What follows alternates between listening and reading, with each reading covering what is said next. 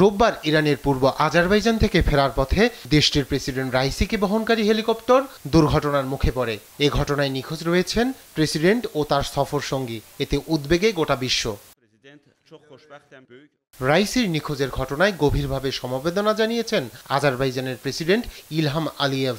সামাজিক যোগাযোগ মাধ্যম এক্সে তিনি লিখেছেন, ইরানের প্রেসিডেন্ট ইব্রাহিম রাইসিকে বন্ধুত্বপূর্ণ বিদায় জানানোর পর ইরানের শীর্ষ প্রতিনিধি দলকে বহনকারী হেলিকপ্টার ক্র্যাশ ল্যান্ডিং এর খবরে আমরা গভীরভাবে উদ্বিগ্ন।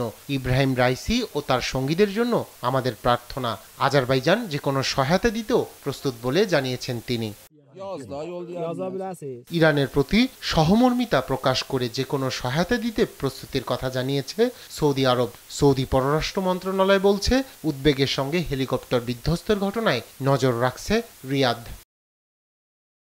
চলতি বছরের শুরুর দিকে পাল্টাপাল্টি হামলার ঘটনায় ইরান ও পাকিস্তানের সম্পর্কে উত্তেজনা বিরাজ করলেও ইসলামাবাদের পক্ষ থেকে ইরানিদের জন্য প্রার্থনা ও শুভকামনা জানানো হয়েছে। সামাজিক যোগাযোগ মাধ্যমে পাকিস্তানের প্রেসিডেন্ট আসিফ আলী জারদারি লিখেছেন, প্রেসিডেন্ট রাইসির সুস্থতা ও নিরাপত্তার জন্য আমরা আন্তরিক প্রার্থনা ও শুভকামনা জানাচ্ছি।